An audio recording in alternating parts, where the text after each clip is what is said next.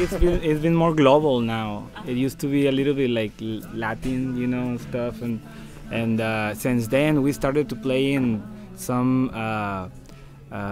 American festivals like Coachella, Langerado, a bunch, Bumbershoot, New Orleans Jazz Festival. The Black So Festival we started to be part of the scene, not as a Latin act, but in the circle. You know what I mean? And so I think things been changed a lot. You know, a lot of Latin or I mean American bands putting like more Latin sounds, or in now it's like kind of in the same hole, you know. Everything it's been changing a lot, and now we're back after 12 years of you know, the Latin and Alternative Music Conference, and it's been good because the first time that we played here was like in a little place opening for some bands, and now we're like the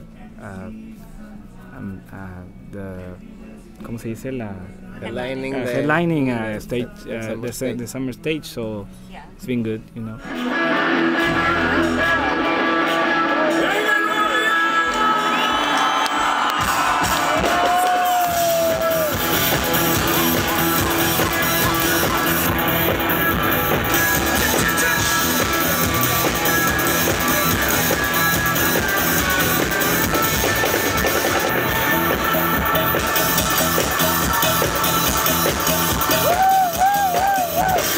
What's the name of the new album?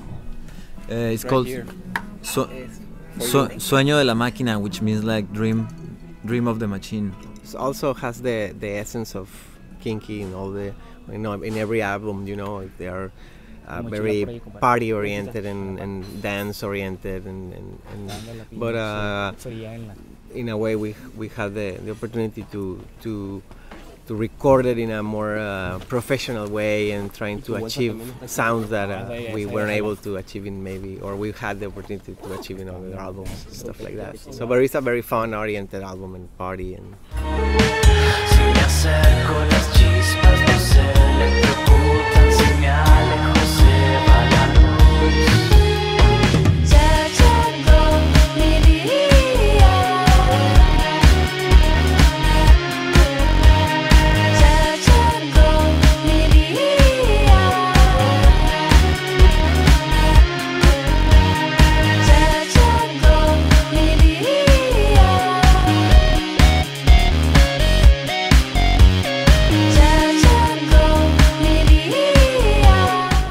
That, you know, so interesting about you guys is how you guys started and the amount of popularity that you had with that first album, and really you were kind of ahead of your time in some ways in terms of the amount of licensing and that kind of thing that you were able to achieve as a, you know, quote unquote Latin alternative band. And that was even before the kind of social media thing happened. Was it shocking for you guys at the time, looking back now? Was it like a shocking experience to have that level of success and exposure? From Monterrey, Mexico, please welcome Kinky. No, of course, nothing's planned. No, I mean, the project from the beginning was very experimental and very, but we never left any possibility out. In our minds, we could do whatever we wanted. I mean, we really wanted to do all those shows like Letterman and like because we were, I mean, when we were little, that's where the alternative bands would play, and those were the only places you would see them, you know, because there wasn't internet or anything. TV was the only.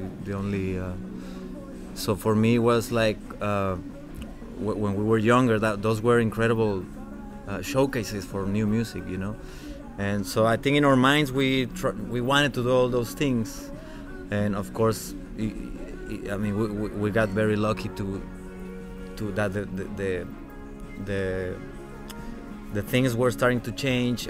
The bands, as you were saying, when we were starting to sync a lot of music for commercials and stuff, bands were changing their minds, and now everybody wants to be in a commercial or in a movie or whatever, you know. But I think also that was like a world that we didn't even know that exists. So when we first came to the States, and for example, the first things that we do were like playing the showcase for the KCRW or the David Letterman show that I didn't even know that exists. So for me, it was like just discovering this new world and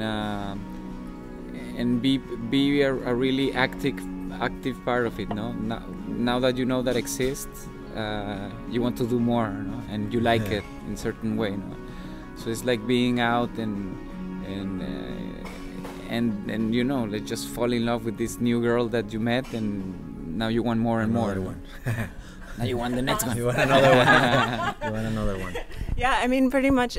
So it wasn't like you guys did this calculated thing, because now what you guys did at that time is what every single band wants to do. And I mean, it's really kind of amazing that you just did it kind of intuitively, you know, it just kind of happened. It was kind of risky though, you know, because we knew how was like companies were working at the time in Mexico, like BMG, Sony, and all those, and we decided to take like a different way to do things, you know, going with this independent label in the UK, you know, that was just starting, you know, that they didn't have any artists or something, but we like the vibe, you know, let's go do something different, and it worked. At the end of the day, you know, all the companies started to fall and to mix, and we kept our formula like all the way, you know. Yeah.